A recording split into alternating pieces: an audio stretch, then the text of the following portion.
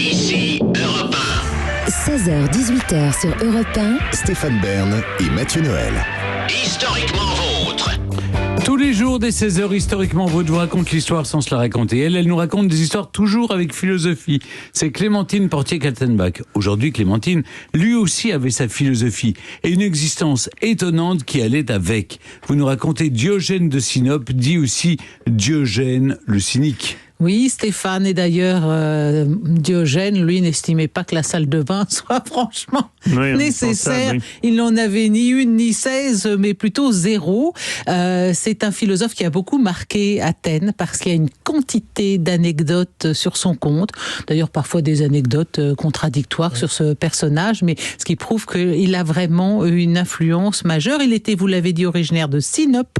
Sinope, c'est une ville au bord de la mer Noire qui aujourd'hui se trouverait en Turquie. Et il naît vers 413 avant Jésus-Christ, donc il est contemporain de Philippe de Macédoine et Alexandre le Grand. Et son père, Ichésios, est trapézite. Alors là, c'est là où vraiment les miracles de l'étymologie sont absolument réjouissants, parce que de même qu'en langue française, vous savez que le mot banquier vient du mot banc en italien, banca, c'est le banc sur lequel se faisaient les transactions bancaires. Eh bien, en grec, le mot trapézite vient de la table trapéza, voilà. Et c'était la table trapéza destinée aux transactions bancaires, donc Ichésios, papa de Diogène, est trapézite. Son rôle est d'assurer et de contrôler l'échange des monnaies grecques et étrangères, et il se serait mis à fabriquer de la fausse monnaie. Et comme son fils Diogène y aurait aidé, tous les deux sont ostracisés, tous les deux sont fichus dehors, ils sont bannis, doivent fuir la ville.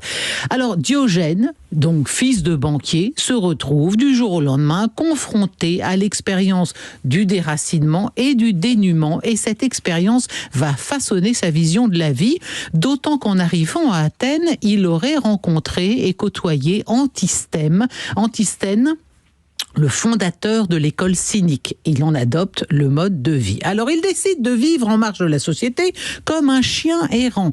L'animal, en général, devient son modèle, l'exemple à suivre, car l'animal vit comme il l'entend, sans autre contrainte que de se nourrir. Et donc bientôt, on ne l'appelle plus que Diogène le chien.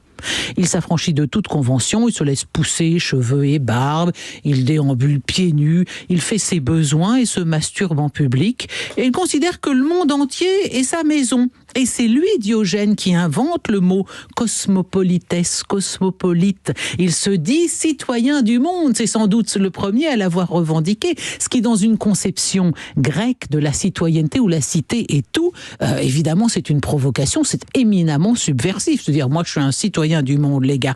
Alors, à Athènes, il vit dans la rue, il dort dans une énorme jarre ou amphore, et non pas dans un tonneau. On dit souvent Diogène vit dans son tonneau, pas du tout, ce sont les Gaulois qui inventent le tonneau bien plus tard. Donc il vit dans sa grosse jarre. Pour tout bien, il possède les haillons dont il est vécu, un mauvais manteau, un bâton, une besace, une lanterne et une écuelle. Et il se nourrit essentiellement d'oignons. Et un jour, il voit d'ailleurs un enfant qui boit de l'eau. Ah bah oui, ça oui. Enfin, comme par ailleurs, il vit seul dans son coin, qu'il est mauvaise haleine, ne grand pas grand-chose. Alors donc un jour, il voit un enfant qui boit de l'eau dans le creux de sa main et se dit, mais même cette écuelle, c'est un bien superflu, je n'en ai pas besoin, c'est trop luxueux. Et il renonce à son écuelle et désormais, il boit de l'eau dans le creux de sa main. Parmi les anecdotes les plus célèbres, il y a notamment le fait que Diogène mendiait auprès des statues pour s'habituer au refus. On le voit errer, la lanterne est un de ses attributs, un classique quand on représente Diogène, il est dans sa jarre avec une lanterne, avec un chien, il se promène une lanterne à la main en disant « je cherche un homme », comprenez, je cherche ici-bas l'homme, l'être humain, un vrai homme. Et puis il y a évidemment la fameuse scène de la rencontre entre Diogène et Alexandre le Grand. Et ça se serait passé à Corinthe, c'est raconté par Plutarque et Cicéron. « Demande-moi ce que tu veux, je te le donnerai », lui dit grand seigneur Alexandre. « Ôte-toi de mon soleil, n'as-tu pas peur de moi ? Qu'es-tu donc, un bien ou un mal ? Un bien. Qui donc pourrait craindre un bien ? Selon une citation tirée de Plutarque, Alexandre aurait avoué un jour à ses officiers « Si je n'étais pas Alexandre, je voudrais être Diogène ».